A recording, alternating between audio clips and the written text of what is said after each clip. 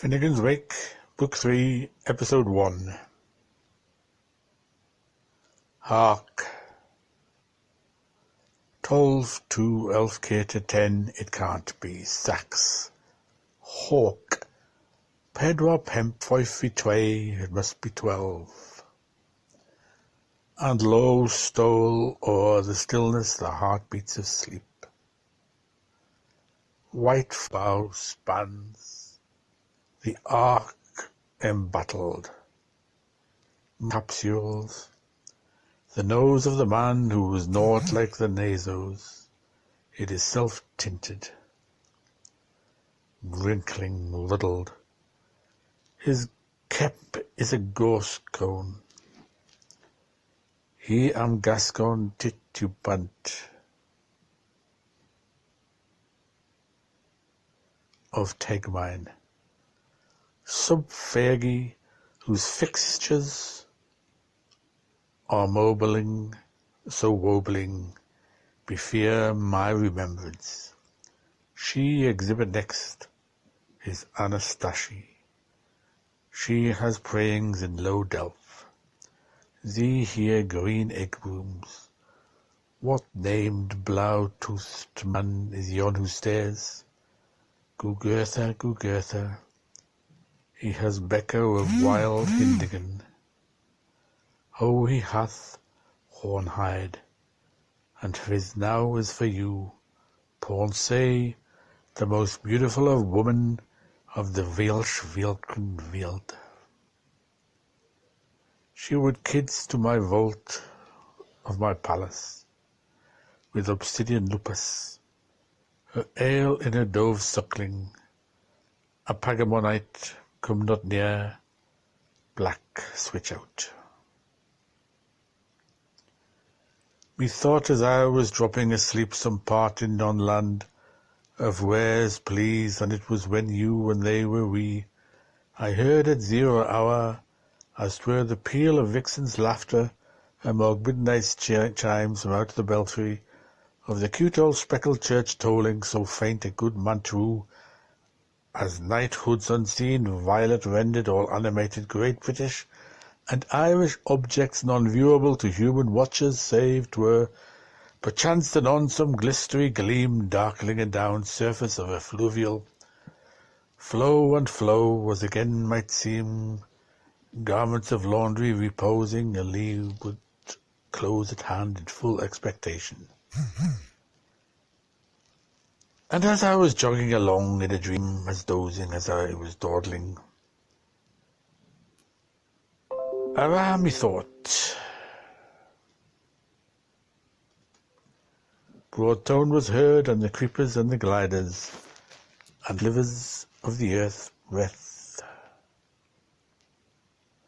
and the dance tongues of the wood fires, and the hummers in their ground all vociferating, echoating, post to post with a high voice, and oh, the higher on high, the deeper on low, I heard him so. And lo, meseemed somewhat came of the noise, and some who might a move all muck. Now 'twas as now mayhap, when look was light, and now 'twas as flasher, now moan as the glow. Ah, unlitness, 'twas in vain, 'twas his bright lamp, whom we dreamt with the shadow sure. He lights eyes, the laddo, blessed moments, oh moments, he's growing to stay. Aye, he who so swayed a will of the wisp before me, hand propped to hand, prompt side to the prose, dressed like an earl in just the correct wear, in a classy mac, freezer coat of far superior ruggedness, indigo braw, tracked and tramped, and an Irish farrier collar, free swinging with mere swin laces from his shoal turn, and thick welted brogues on him hammered to suit the thought's most public and climate iron heels and sparable soles, and his jacket of Providence well provided woolies, with a softening lisp of a lapel to it, and great seeing wax buttons. a good helping bigger than the slots for them, of 22-carat Krasnopopsky red, and his Inronlap waistcoat, and his popular choker, Tamagnum, set and fought, and his loud bohemian toy, and the Damascus overshirt he sported inside, a star-spangled zephyr with a decidedly surplused crinkly doodle, with his motto through dear life, embroidered over it in peas, rice, and yeggy yolk.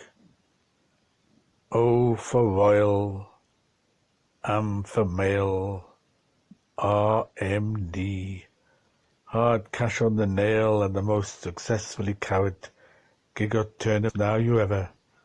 What a perfect crease.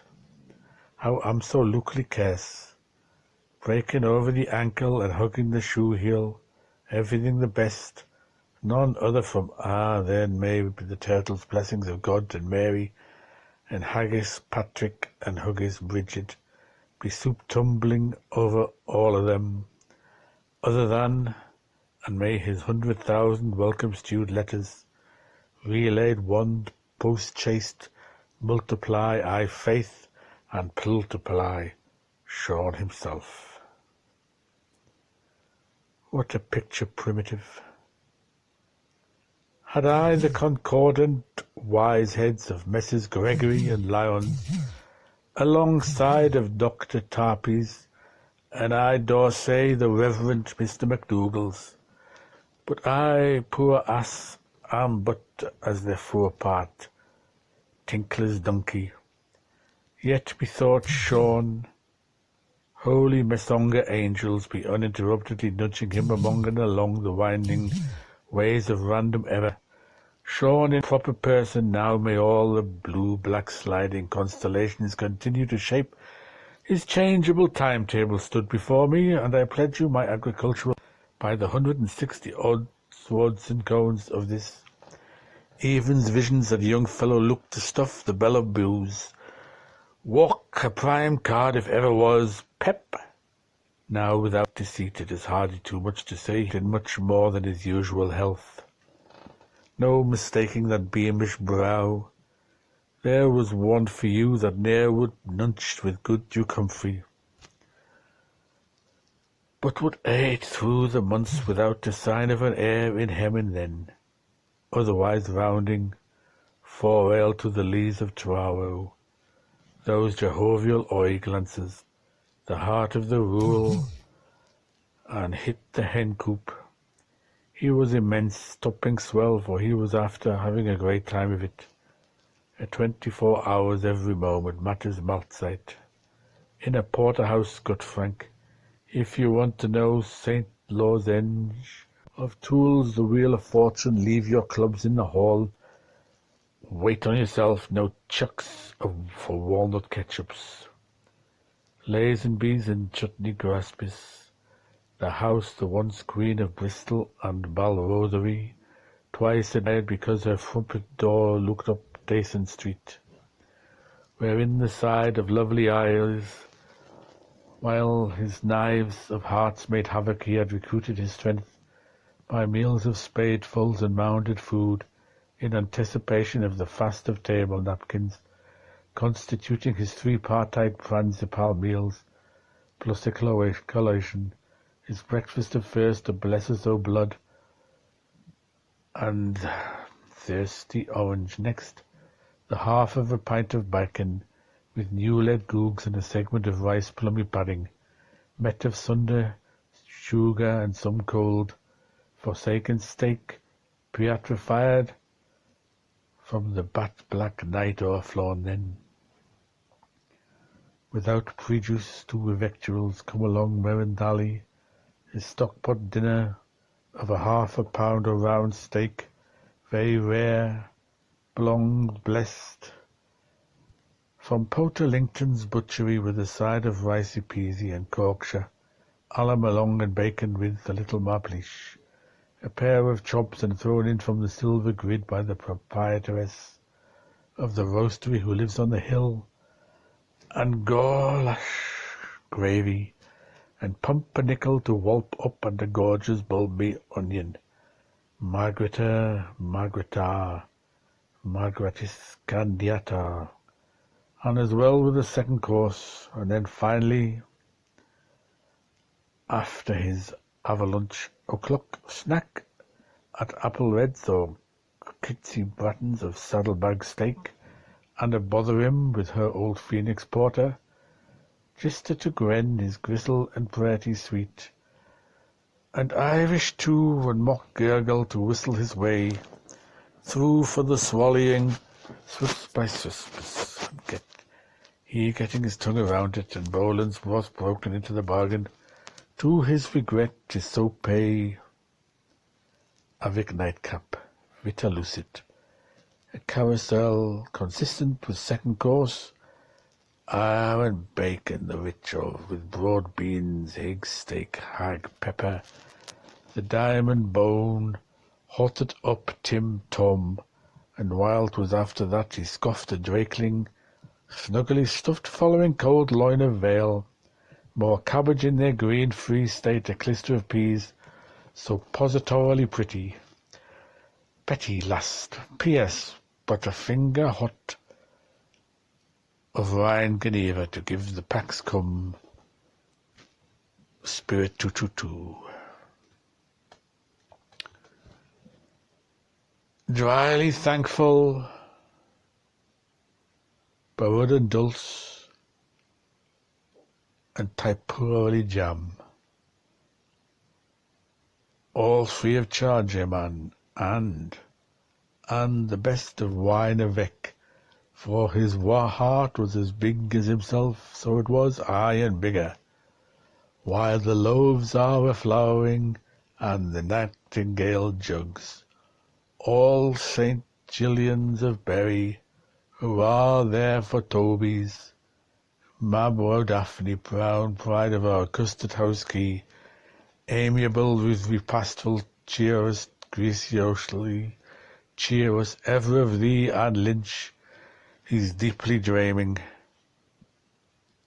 Housiana, tears the highest, for old lang eternity, thus thicker really grew new, and better on butter and butter, at the sign of Mistress Van Hungrig, however, mind you knuckling down to nourritures, were they manually some ham and jaffers, and I don't mean to make the ingestion for the moment that he was gull-by of gull-belly, gluttony as regards chewable bolter balls, but by stings he be stings, and upon the whole were not off his oats, given pre-love appetite and post-love pricing, good cheap, were it Thermidor, Oost or Floreal, may while the whistling prairial roysters play, between gormandizing and gourmetteering, he grubbed his tuck all right, dear smorrow goes, every time he was for doing dirt to a meal, or felt like a bottle of hard DeLorean, along with a smug of a lecker bliss, of a well-dressed tiat. Oh, though his net entrance white weighed naught but a fly blow to his gross and guns after Dupois, and he was so jaunty with a rump of a schoolgirl's completion sitting pretty over his Oyster Monday print face, and he was plainly out on the rump and mash, as you might say, for he spoke.